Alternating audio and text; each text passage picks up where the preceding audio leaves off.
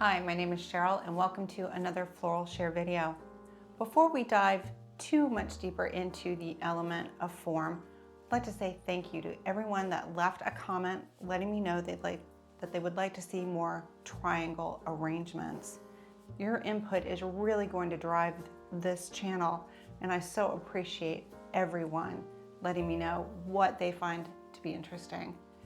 Today's arrangement is going to be an asymmetrical triangle, specifically a scalene triangle. What that means is none of the sides are going to be equal. What we're going to end up with is a dynamic arrangement that has perfect balance. I can't wait to get started. Let's go. To begin today's arrangement, you'll want to choose a container that is elevated. This arrangement is going to tip down just a little bit, and so you're going to want to have that space right in through here. Now I've already pre-soaked my oasis and I've taped it. You know I've got a video for that and we'll put up a link. Today I've decided to use my clear 1/4 inch waterproof tape. I don't recommend Scotch tape. It's way too wide and very, very fragile and it'll just break on you. And then of course, got my handy dandy snips. So we're going to start off with some gorgeous stock. You know, this arrangement is going to be very clean and fairly simple, and it's really going to highlight the individual flowers, and the color on this is just absolutely amazing. And this is really the leader of this arrangement. That's why I chose the colors. I don't see this one very often. So as always, we're going to go 1.5 times our container to begin with. And scalene triangle, you can do it straight up and down. You can do it a little off to the side. I have a tendency to like to go straight up and down and then build it forward. Our first bloom is not going to be in the center of our oasis. We're going to bring it back 3/4 and then off to the side a bit. We want to give ourselves plenty of room to really build in through here. Okay, make sure that my bloom is pretty straight to begin with. I think this is fine. And like I said, right in through here on that 4th quadrant. And nice and firm in. So remember the last time we were doing equilateral triangle, our first 3 blooms is what's going to establish our shape. The next bloom I want to do is about a 45-degree angle off of our first one. And I don't want to do it directly to the side. I'm going to bring it forward a little bit just so that I've got plenty of room for my stem. The interesting thing about these triangles is that they really don't have to have a very specific form. This could be a little bit shorter if you wanted. This could be a little bit longer if you wanted. It's just unlimited through your own creativity. Now, I keep mentioning right in through here, this is about where I want to bring that next bloom. Let's see, no, I think I'm gonna go a little bit shorter. Can always put another one. I need to turn this around, make sure I've got this in the right placement.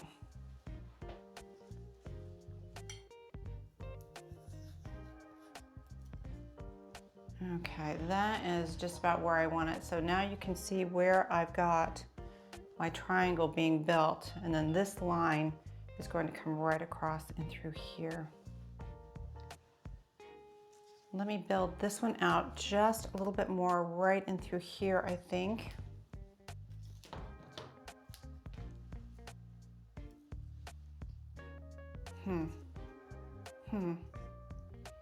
I'm gonna go for it. Yeah. And then I'm going to bring another one, I think, right down through here. This is a little scrawny one anyway.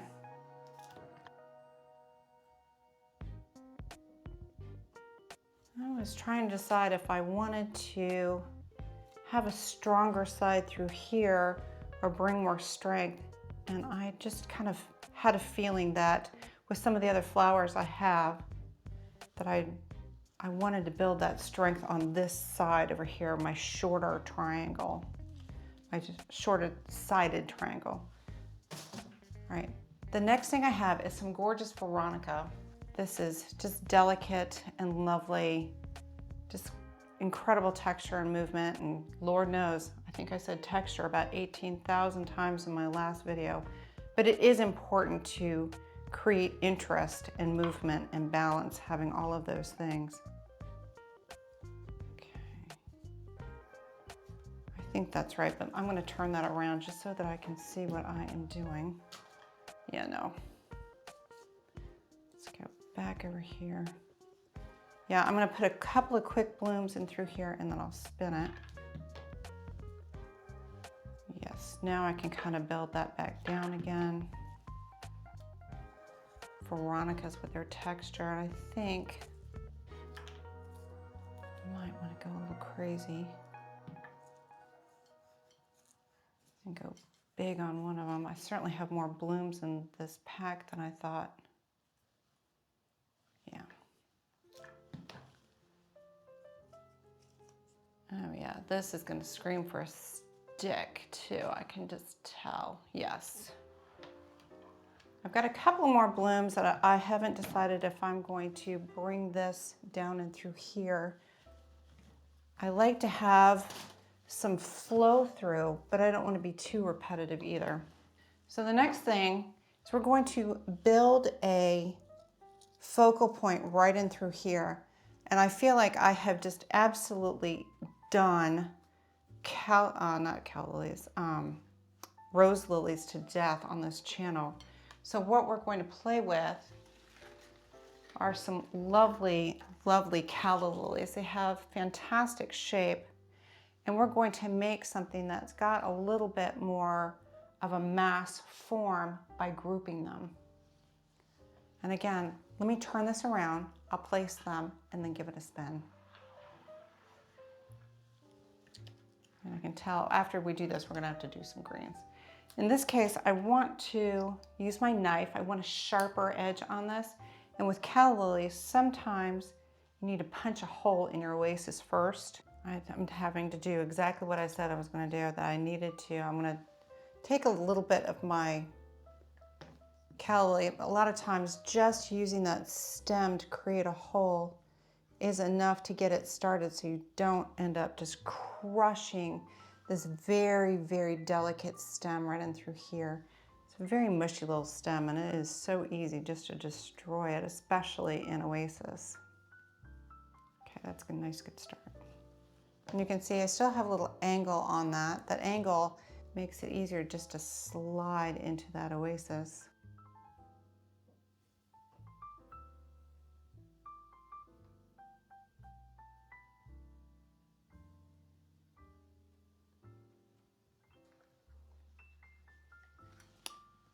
And I need to find a little something to give me some more structure to punch a hole. So good place to stop. Okay, so you can see where I have started grouping these here, and many times what you'll find that you need to do is kind of do a little bit of a manipulation, just kind of like, oh, do I want it here? Oh, do I want to have this up in through here? It just kind of helps you visualize actual placement of these flowers. So let me spin it again. I just have a hard time doing a reach around for that. And I picked up a little bit of my stalk stem. I'm going to end up using this to be able to punch a hole, make a hole into my oasis. Punch a hole seemed a little strong. So still going kind of short here. And remember, I did that cut on the side, so it will slip into the oasis a little bit better, but I've got some tough spots here. So I'm going to take my stalk stem and make a nice little indentation. There we go. And now it's going to slide right in. Now I have 4 of these calla lilies, and you know I do not like to use even numbers, but I think if I play with this calla lily and kind of bring him out here a little bit, it will still be a nice focal point without being kind of a square. Sometimes that's what will happen when you're using even numbers.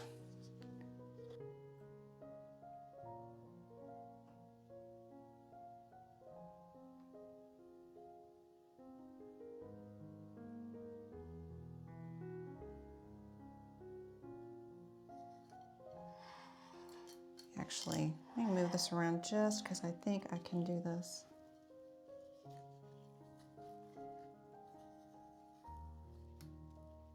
Okay. All right, let's get some greens in here. And I just realized I don't have any of my little handy dandy standard Kimberly fern that I love so much. I neglected to harvest them before I started making this video. And we're almost out of that season. Ugh, hate it when I forget stuff like that. So I have people ask me all the time, where did you learn floristry? Where did you learn how to do this? Well, I actually interned in a flower shop when I was a teenager. And they said, well, if you work for us for about 3 months during the summer, we'll see how well you pick stuff up. And honestly, I just took to it like a duck does to water. And within a month and a half, I was working there. And I've just never really looked back. And, but I didn't go to school. All I did was, I just watched what everybody else did and I read everything that I could get my hands on. This is Ranunculus. Absolutely one of the most stunning summer flowers ever. Just gorgeous. What I had access to is because I did not have a local school to go to at the time. There was nobody that offered classes or anything.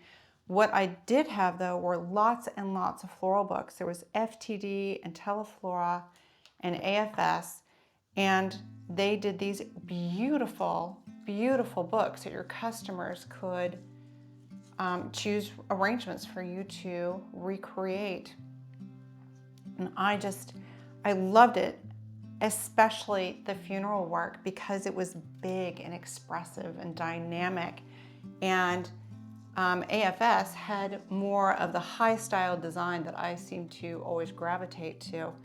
And I just started making pieces. I was lucky enough that I worked in a flower shop, and any downtime and any scrap piece of flower I could get my hands on, I just made arrangement after arrangement. And I've had a couple of people say that they've taken classes, they've enjoyed the videos, but they actually haven't put their hands on flowers. Oh, please don't do that to yourself. You're not going to learn until you actually physically put your hands on some flowers and see how they feel and see how it works. And I mean, even if you had to give yourself a budget of saying, all right, I'm not going to spend any more than $20, you don't have to have a perfect arrangement to learn how to make the different shapes. You could use a, like one of the little designer bouquets. What do they call those? They call them chop and drops or flowers of the week. So you may not have perfectly perfect round line flowers, but you could fake it out with a couple of carnations or a couple of roses. I just think the joy of making an arrangement is just getting your hands dirty and doing it. All right, so we definitely have a definite side here, a side here, and then an elongated side that goes in through here. And the other lesson is you don't necessarily have to use all the flowers that you have in your arsenal. Maybe save that for a little arrangement. When you are choosing your flowers, what you're looking for is 3 different sizes and 3 different textures. You've got these very elongated long flowers, and then these have this nice rounded point that we've made our mass flower, our grouping. And then this is this delicate little soft fun guy that gives texture. Well, this gives you your kind of mid-range with your rounded medium flower, and then just all these petals give it just really nice texture as well. Now I do have some wax flower, and my thought is instead of using just a ton of greens, I think I might fill in with my wax flower, and this is going to be my tiny little filler flower that I think is going to add a punch of color. It's going to add, of course, texture, a little bit of movement, but I will use this to cover up a lot of my mechanics, especially towards the front. Like I've always said, you do not have to use all of your flowers the way that they come. This is great for editing. Look at all these little branches right in through here. I can break pieces off. So I don't have to use this long one. I can split that into 3, sometimes even 4 pieces. Okay, let me see where I need to have some of this. What this will also do is help cover some of the stems. Don't necessarily want to see how you make all of these.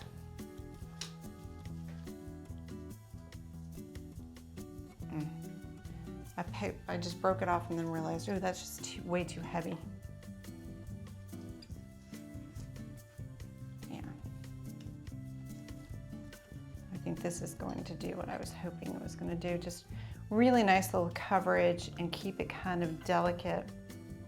Some of these high style designs can be very kind of architectural, and I don't want to say coarse, but sometimes a little on the hard side, because they can be just so very structured. I think, yeah, let me show you how this just adds a little bit of delicacy to this arrangement. Okay, so I still have a little bit more that I want to do right in through here, I think. And I have some spiral eucalyptus that I think is going to add yet again another texture, but also another line. And I like the color as well on that. So let me see if I'm in love with that as much as I think I am. So if you remember the last time, to easily peel off your leaves, just give it a grab with a paper towel and pull. Easy as that, I love it. And then you don't have all the oils all over your skin. Yes, yes indeed. I love that color. I think it softens it and breaks up all of that kind of emerald green tone. Very nice. And I'm going to bring some right in through here as well. And I wish we had smell-o-vision, because oh my God, does it smell delicious. All right, let's get another one up in through here, I think, yes.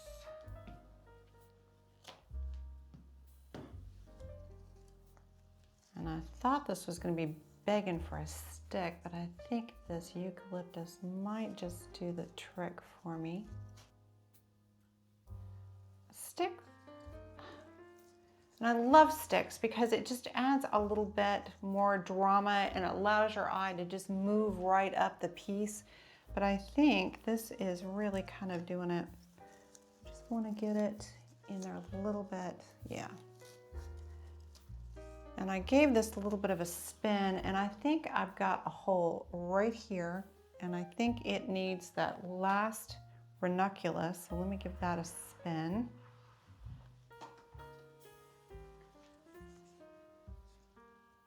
And I swear, if you hear elephants, it is the dogs.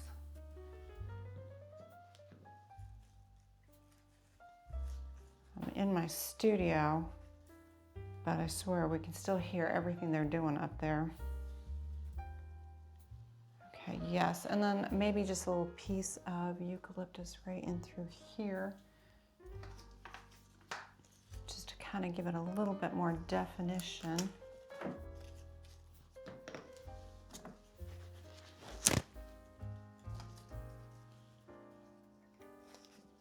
Yeah, I think that's what I want. And then one last, I think that's not bad. I think at this point we're looking at maybe just a little bit more greens and we could be done.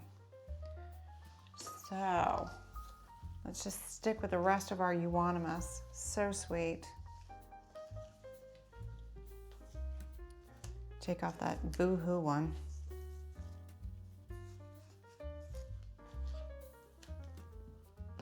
I think I've got maybe a couple little holes right down in through here.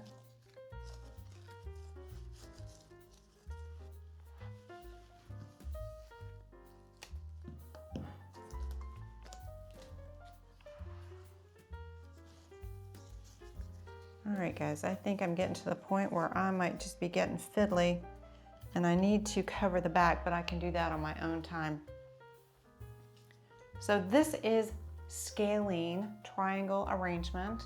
I think she's fabulous, very dramatic, very pretty, very nicely balanced, even though it is asymmetrical. So where would you use this? So be gorgeous in a church setting, in a business setting, but also wouldn't it be fantastic if you had maybe a sculpture right in through here to accent your piece, or even a picture frame?